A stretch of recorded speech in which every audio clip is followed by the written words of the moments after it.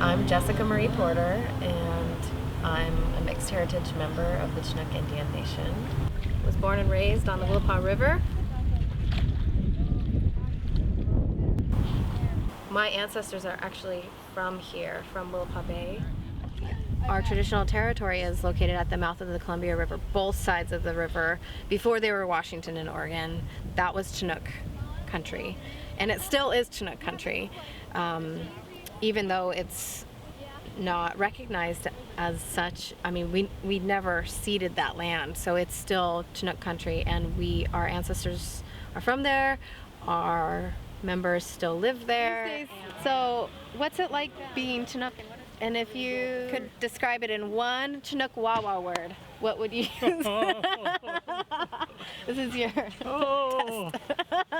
Drep floosh. Very good. Very Drep good. Floosh. Yes. Growing up in a small town, it almost felt stifling or confining in a lot of ways, and especially the issue of my sexuality, being afraid to be out. I started writing music when I was 14. It was a way for me to express all those emotions. And as I got older, I got disconnected with those feelings. It's kind of like I pushed them away, and I stopped playing music for almost like 8 years or so.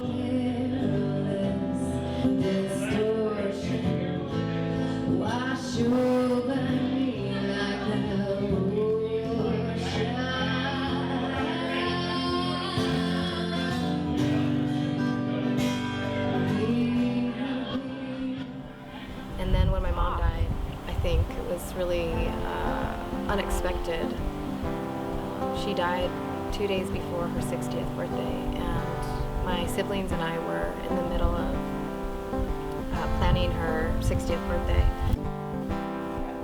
So I decided to go traveling. When I left, I was only supposed to be gone for 5 weeks, but I kept traveling for 4 months. There I was, halfway across the world, and I had experiences that tied me back to my ancestors. And I realized, wait a minute, there's more here than just the grief from my mom's passing. Like, there's bigger grief.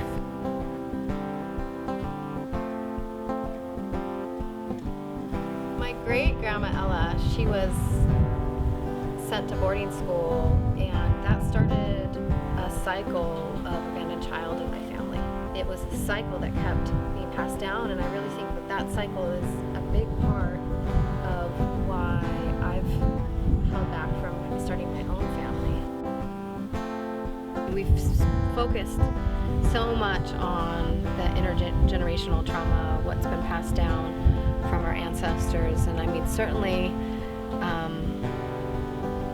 there has been a long legacy of pain, but they don't want us to carry that anymore. And so when I was traveling, that's what I realized.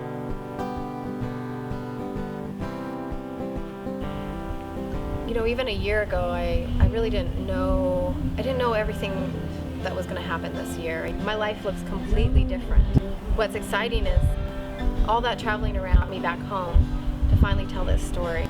And I don't know what the end of the story is going to be yet, but I want to invite people to join us.